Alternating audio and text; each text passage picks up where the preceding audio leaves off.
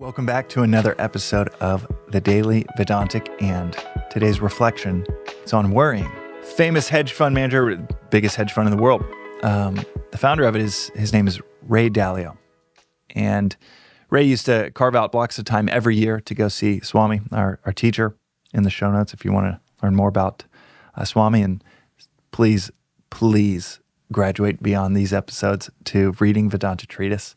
If these speak to you, that book, which he spent over 20 years writing every morning from 4 to 6 a.m., never wrote a word after 6 a.m., did some light editing, but never wrote a word after 6 a.m.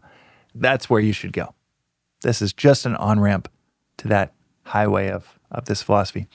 But Ray would go and he would go and see Swami. And years ago, I remember Ray famously saying this quote that if you aren't worried, you should be worried. And if you are worried, you don't need to worry. I remember it was so paradoxical. If you aren't worried, he's typically talking to business leaders, but I think this applies to any aspect of life. If you aren't worried, then you should be worried.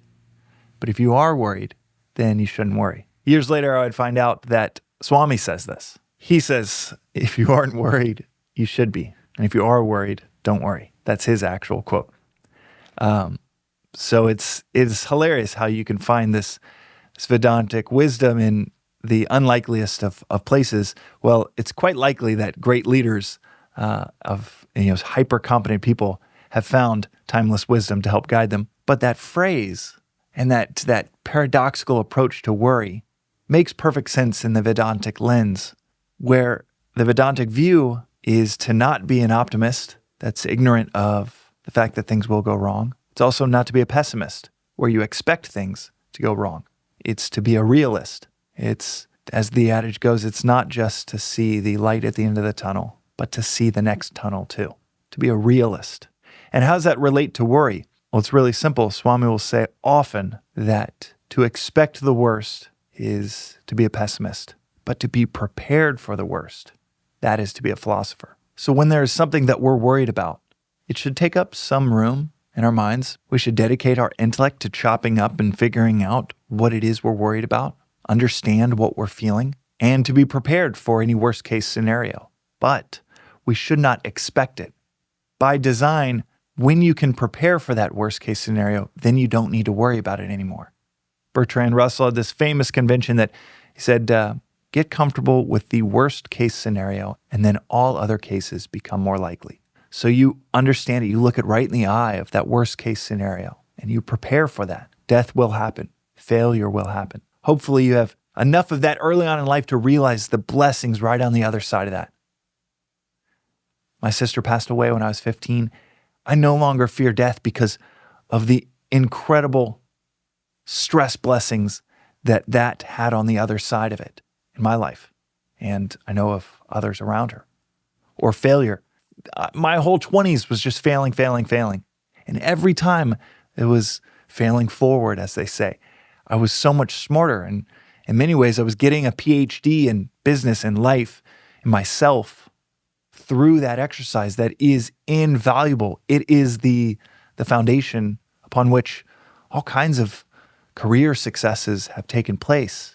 But I don't fear those things anymore because the worst case scenario in a relationship or a business is learning, is some blessing on the other side that requires whatever that worst case scenario might be to take place. A little insight even to my daughters, and that's a big reason that I started this podcast, is for them to be able to listen to these. And I know that if I died tomorrow, if I died 30 seconds from now, it would be a teacher to them that perhaps in my current state I could never be. I know that was the case for me with death early on. I don't mean to get heavy, but on an episode of worrying, it's worth, and an episode where we explicitly say to get comfortable with the worst case scenario, it's worth outlining these worst case scenarios. And these are the worst of the worst case scenarios.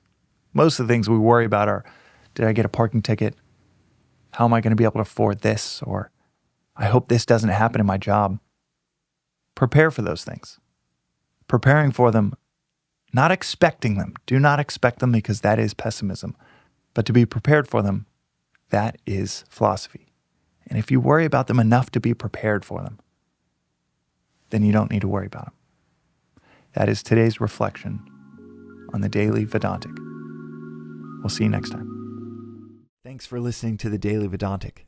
This reflection is part of a free repeating 2-year course in Advaita Vedanta. Rooted in the timeless wisdom of the Upanishads, arguably the oldest philosophical texts on earth, you can begin with episode 1, which gives the 15-minute overview of the whole philosophy of Vedanta, or you can join the journey with any episode at any point.